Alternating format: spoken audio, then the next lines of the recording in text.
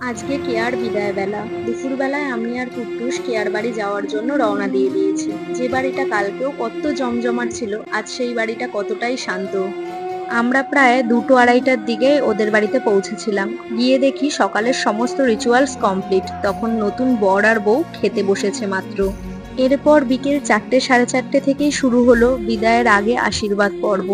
এই সময়টা প্রত্যেকটা মেয়ের কাছে যে কি কষ্টদায়ক তা একমাত্র মেয়েরাই জানে। ঝলমলে লালচেলি একবারে আলো, যেতে যেতে মন ফিরে তাকালো।